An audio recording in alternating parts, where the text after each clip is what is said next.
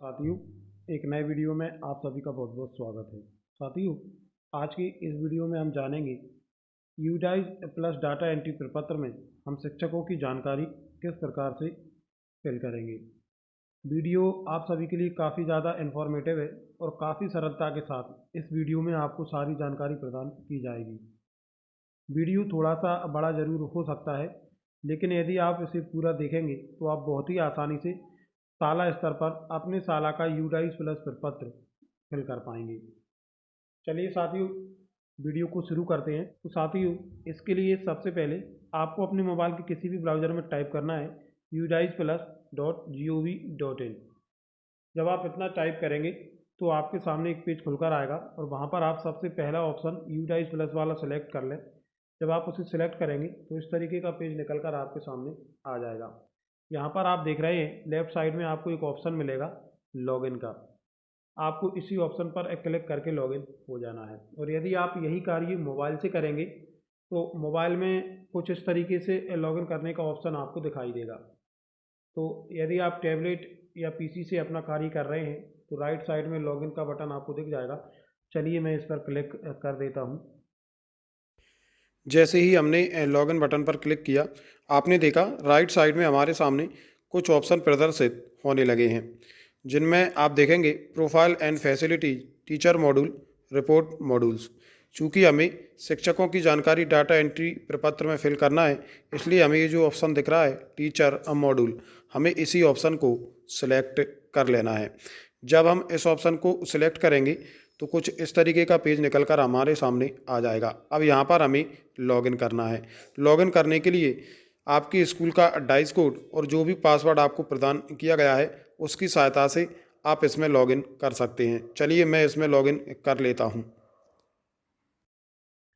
तो साथियों, जैसे ही हम लॉगिन करेंगे कुछ इस तरीके का पेज हमारे सामने खुलकर आ जाएगा। यहाँ पर आपकी शाला का डाइस कोड आपको प्रदर्शित होगा। आपके विद्यालय की कैटेगरी आपको दिख जाएगी। साथ ही साथ आपके विद्यालय का जो यूज़र रोल है वो आपको यहाँ पर दिखाई देगा। तो यहाँ पर आपको एक ऑप्शन मिल जाएगा, click here to open teacher DCF to fill the data. तो हमें इसी ऑप्शन पर क्लिक कर देना है। जब हम इस ऑप्शन पर क्लिक करेंगे तो पुनः हमारे सामने एक नया पेज ओपन हो जाएगा। अब यहीं से हमें शिक्षकों का जो डाटा है वह फिल करने का कार्य प्रारंभ करना है। उसके पहले इसमें कुछ ऑप्शन दिए हुए हैं, हम उनका अध्ययन कर लेते हैं। आप देख सकते हैं इस बार इसमें कुछ चेंजेस किए गए हैं। इसमें सबसे ऊपर आपके विद्यालय का नाम प्रदर्शित होगा, संबंधित शाला प्रभारी, उनका मोबाइल नंबर, स्कूल यूज़र, और ये सारी जानकारी आपको इसमें मिल जाएगी। स्कूल आपका दिखेगा, स्कूल की कैटेगरी और स्कूल का डाइस कोड। तो इस तरीके से आप देख सकते हैं। देखिए इसमें एक ऑप्शन आपको दिख रहा होगा list of inactive deleted teacher. तो यहाँ से आप उन शिक्षकों की जानकारी देख पाएंगे जो कि एक्टिव नहीं है या जिन्हें डिलीट किया जाना है। तो जैसे मान लीजिए हम इस ऑप्शन पर क्लिक कर कर देखते हैं तो अभी फ़िलहाल में हमें इसमें कोई डाटा नहीं मिला है। लेकिन जब हम इस पर कार्य करेंगे और कोई ऐसे शिक्षक साथी जो आपकी शाला से जा चुके हैं, जब हम उन्हें डिलीट करेंगे तो ऐसे शिक्षक साथी इस ऑप्शन में प्रदर्शित होंगे। उसके बाद आप देख रहे हैं यहाँ पर जानकारी दी हुई है, रेगुलर टीचर 2 हैं, नॉन रेगुलर टीचर जैसे कि कोई पार्ट टाइम पे है, गेस्ट टीचर है, उनकी जानकारी वो भी अभी शून्य है। टीचिंग स्टाफ इन पोजीशन, तो यहाँ पर टोटल 2 दिखा रहा है, नॉन टीचिंग स्टाफ 0 दिखा रहा है। तो इस तरीके से ये जानकारी आपको मिल जाएगी। यहाँ पर लैंग्वेज का ऑप्शन भी दिया हुआ है। तो यदि आपको हिंदी में कार्य करना है तो आपको यहीं पे लैंग्वेज को चेंज कर लेना है, बाद में आप लैंग्वेज चेंज नहीं कर पाएंगे। तो इस तरीके से देखिए मैंने यहाँ पर लैंग्वेज चेंज कर लिया है। पहले यह फॉर्म इंग्लिश में दिख रहा था, अब यह पूर्ण रूप से हिंदी में हमारे सामने प्रदर्शित हो रहा है। तो चलिए अब सीधा शिक्षकों की जो डाटा एंट्री है उसकी बात हम कर लेते हैं। यहाँ पर आपको दिख रहा होगा कुल शिक्षक 2, लंबित 0। आप यहाँ में इन ऑप्शन में से किसी पर भी क्लिक कर दें तो आप डाटा एंट्री प्रपत्र वाले ऑप्शन पर पहुँच जाएंगे। तो देखिए जैसे ही मैंने इस पर क्लिक किया तो जो भी शिक्षक साथी हैं उनकी जो जानकारी है वह हमारे सामने प्रदर्शित होने लगी है। अब आप इसमें देख रहे होंगे यहाँ पर आपको कई ऑप्शन देखने को मिलेंगे। जैसे एक ग्रीन कलर में आपको एक ऑप्शन मिल रहा होगा जोड़ें।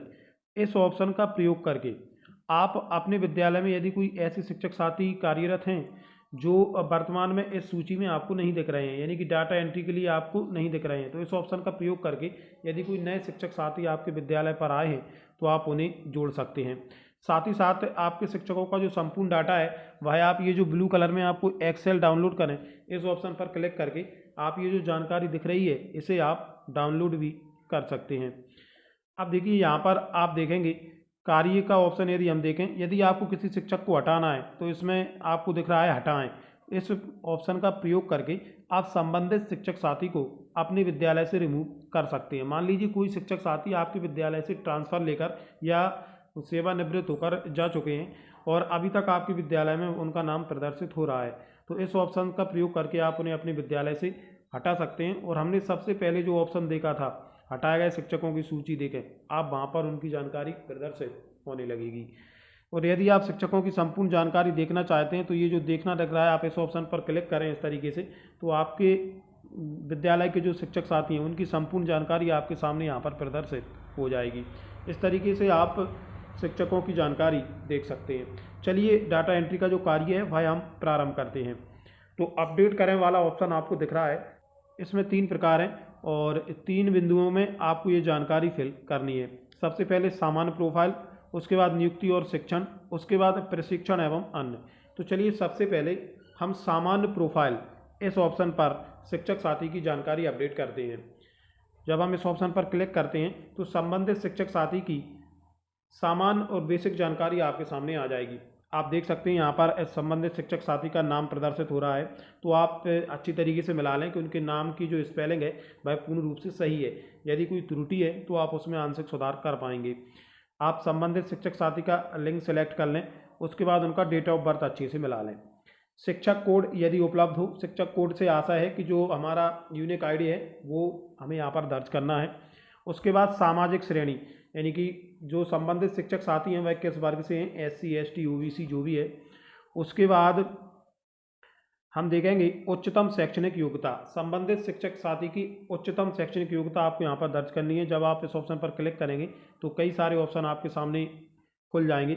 अब संबंधित शिक्षक साथी कौन सी योग्यता उनकी उच्च है आपको यहाँ पर सिलेक्ट कर लेना है। मान लीजिए कोई PhD है तो आप उसे सिलेक्ट कर लें, कोई पोस्ट डॉक्टरल है तो उसे सिलेक्ट कर लें, यदि कोई ग्रेजुएट है तो आप उसे ही सिलेक्ट करेंगे, और यदि कोई केवल हायर सेकेंडरी तक है तो आप उसे सिलेक्ट कर लें। उसके बाद व्यापार डिग्री, तो आप इसमें भी संबंधित शिक्षक साथी की जो डिग्री है उसे आप सिलेक्ट कर सकते हैं। इसमें भी आपको काफ़ी सारे ऑप्शन देखने को मिलेंगे, MA MSc MCom MBA MCA MTech, इस तरीके से आप ये सिलेक्ट कर सकते हैं। उच्चतम व्यावसायिक योग्यता, इसमें आप D.Ed B.Ed की जानकारी अंकित करेंगे। यदि संबंधित शिक्षक साथी ने D.Ed किया है तो आप उसे सिलेक्ट करेंगे, और यदि संबंधित शिक्षक साथी ने B.Ed किया है तो आप उसे सिलेक्ट कर लेंगे। मोबाइल नंबर आप यहाँ पर अपडेट कर देंगे। उसके बाद में ईमेल आईडी, ध्यान रखें ये सारी जानकारी आपको बहुत ही ध्यानपूर्वक फिल करना है। अब यहाँ पर आपको शिक्षक की आधार संख्या दर्ज करनी है। उसके बाद हम नीचे आते हैं गणित विषय के अध्ययन का स्तर, तो मतलब गणित विषय के अध्ययन का स्तर बिलो सेकेंडरी। तो यहाँ पर आप ध्यान दें कि जैसे मान लीजिए गणित विषय के अध्ययन का स्तर, इन्होंने गणित विषय का अध्ययन किस स्तर तक किया है, तो बिलो सेकेंडरी यानी कि 9-10 तक किया हुआ है। और यदि इन्होंने सेकेंडरी में मैथ लिया है तो आप उसे सिलेक्ट कर लेंगे। विज्ञान विषय के अध्ययन का स्तर, इसी तरीके से आप इसको सिलेक्ट कर लेंगे। अंग्रेजी विषय के अध्ययन का स्तर बिलो सेकेंडरी, तो यहाँ पर आप जो भी शिक्षक साथी जो भी योग्यता रखते हो आपको उस हिसाब से सिलेक्ट कर लेना है। देखिए इंग्लिश तो सेकेंडरी में भी हम लोगों ने अध्ययन किया है, हायर सेकेंडरी में भी हम लोगों ने अध्ययन किया है। तो सामाजिक विज्ञान बिलो सेकेंडरी, भाषा अनुसूची 8वीं के अनुसार अध्ययन का स्तर बिलो सेकेंडरी, विकलांगता के प्रकार यदि कोई हो नॉट एप्लीकेबल। तो इस तरीके से आपको ये जानकारी फिल करना है, और ये सामान्य सी जो जानकारी है इसे फिल करके ये जो ऑप्शन आपको दिख रहा है अपडेट, आपको इस ऑप्शन पर क्लिक कर देना है।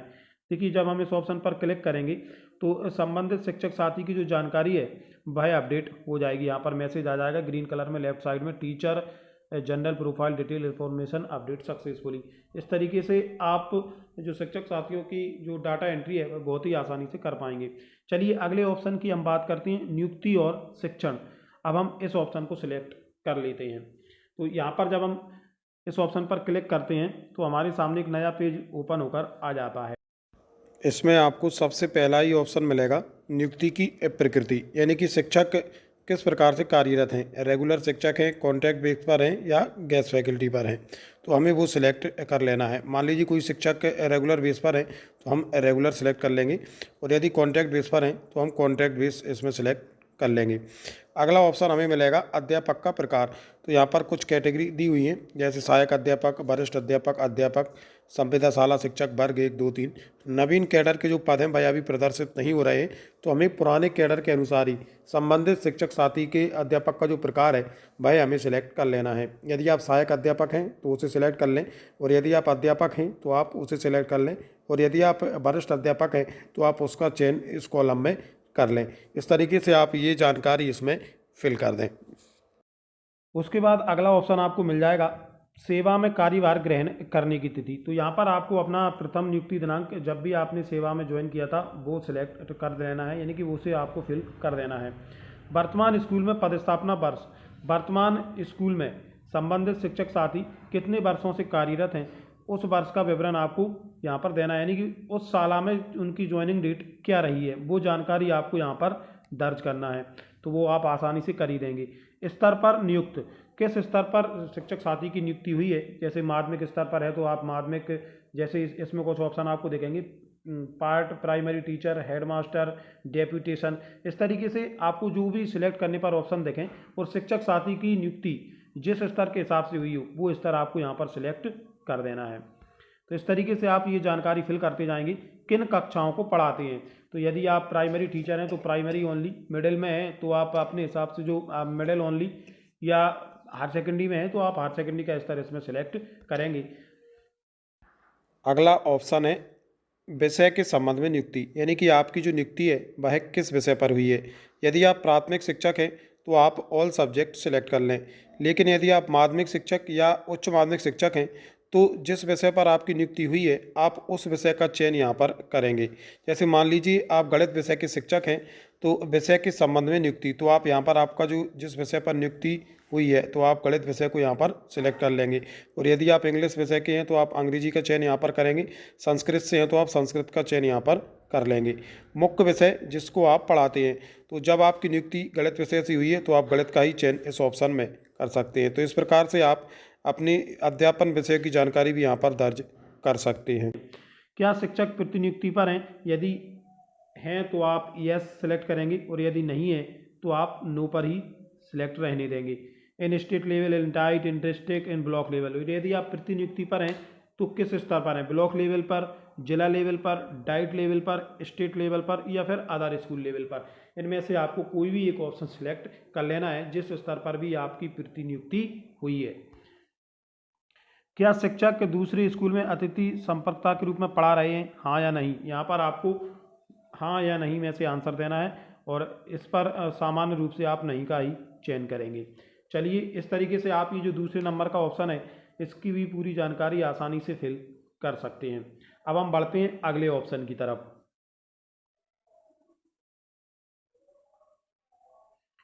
ये हमारा तीसरा और अंतिम ऑप्शन है प्रशिक्षण एवं अन्य जानकारी। इसे जब हम सिलेक्ट करेंगे तो पुनः हमारे सामने एक नया पेज ओपन हो जाएगा, और यहाँ पर शिक्षक साथियों को आपने जो भी प्रशिक्षण प्राप्त किए हैं केवल उनकी जानकारी प्रदान करना है।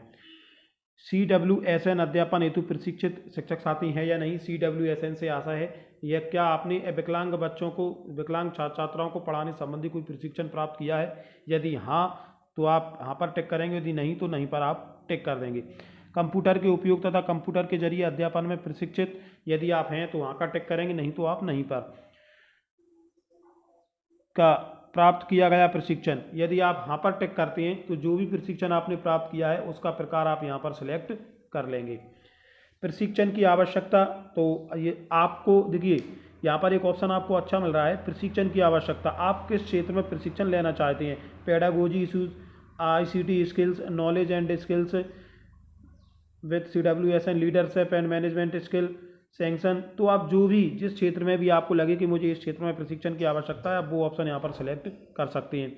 गैर शैक्षणिक कार्यों पर व्यतीत कार्य दिवस, यहाँ पर आप शून्य ही डालें। पिछले शैक्षिक वर्ष 2021-22 में प्राप्त सेवाकालीन प्रशिक्षण के कुल दिन BRCC दिनों में, तो जो भी दिन आपने प्रशिक्षण लिए हों, जैसे बीआरसी, सीआरसी, डाइट, अन्य दिनों में, तो यहाँ पर आप अपने उन दिवसों की संख्या दर्ज कर सकते हैं। भाषाएं जिनमें शिक्षक को कार्य साधक ज्ञान है, तो भाषा हिंदी पे प्रथम भाषा आप निश्चित तौर पर हिंदी सिलेक्ट करेंगे। द्वितीय भाषा के रूप में हम छात्र छात्राओं को इंग्लिश भाषा का अध्यापन भी कराते हैं, तो आप इसे भी सिलेक्ट कर सकते हैं। तृतीय भाषा को चाहें तो आप फ्लैंक छोड़ सकते हैं, और यदि आप योग्यता रखते हैं तो आप तृतीय भाषा का भी चयन कर सकते हैं। क्या विशेष आवश्यकता वाले बच्चों की शिक्षा के लिए विशेष संसाधनों का उपयोग किया जा रहा है? अब यहाँ पर आपको हाँ या नहीं में आंसर देना है। तो यदि किया जा रहा है तो आप हाँ सिलेक्ट करेंगे, अन्यथा की स्थिति में आप नहीं सिलेक्ट करेंगे। क्या बच्चों की सुरक्षा सुनिश्चित करने के लिए स्कूल की सुरक्षा और सुरक्षा हिसाब किताब की जांच में प्रशिक्षित है? आप इसमें भी हाँ या नहीं में से सिलेक्ट कर लें। क्या साइबर सुरक्षा और मनोसामाजिक पहलुओं पर प्रशिक्षण प्राप्त है? हाँ या नहीं में से सिलेक्ट करना है। यदि प्रशिक्षण प्राप्त नहीं किया तो आप नहीं सिलेक्ट करेंगे। क्या CWSN की शुरुआती पहचान समर्थ और कक्षा समर्थन में प्रशिक्षण प्राप्त हुआ है? इस तरीके से इन सभी बिंदुओं का हाँ नहीं में उत्तर आपको देना है। यदि कोई प्रशिक्षण आपने लिया है तो आप हाँ सेलेक्ट करेंगे, और नहीं लिया है तो आप ना सेलेक्ट करेंगे। क्या वर्तमान शैक्षिक सत्र में दूरस्थ शिक्षा कक्षाओं का संचालन किया गया है? हाँ या नहीं में से आपको सिलेक्ट करना है। शिक्षण उद्देश्य के लिए प्रति सप्ताह उपयोग किए जाने वाले ICT, computer, laptop, television, radio, अन्य के औसत घंटे, आप चाहें तो इनकी औसत घंटों की जानकारी यहाँ पर दर्ज कर सकते हैं। इस तरीके से ये वाला जो ऑप्शन है वो भी आप प्रशिक्षण संबंधी जो डाटा एंट्री है वो भी आप बहुत ही आसानी से फिल कर पाएंगे। उसके बाद आप अपडेट पर क्लिक कर दें तो इस तरीके से शिक्षक साथियों की जो डाटा एंट्री प्रपत्र में एंट्री की जानी है वह आप बहुत ही आसानी से फिल कर सकते हैं। तो साथियों, ये थी डाटा एंट्री से संबंधित काफ़ी महत्वपूर्ण जानकारी। उम्मीद है आप सबको पसंद आई होगी, और यदि आप वीडियो को ध्यानपूर्वक अच्छे से आपने देखा होगा तो निश्चित तौर पर आप शाला स्तर पर ही अपने मोबाइल से शिक्षक साथियों की जो डाटा एंट्री है वह कर सकते हैं। तो साथियों, ये था आज का महत्वपूर्ण एवं लेटेस्ट अपडेट। यदि जानकारी पसंद आई हो तो वीडियो को अन्य शिक्षक साथियों तक शेयर जरूर करें, और ऐसी हेल्पफुल वीडियो आप लोगों तक समय समय पर पहुंचती रहें, इसके लिए आप हमारे चैनल को सब्सक्राइब जरूर कर लें। बहुत बहुत धन्यवाद मित्रों।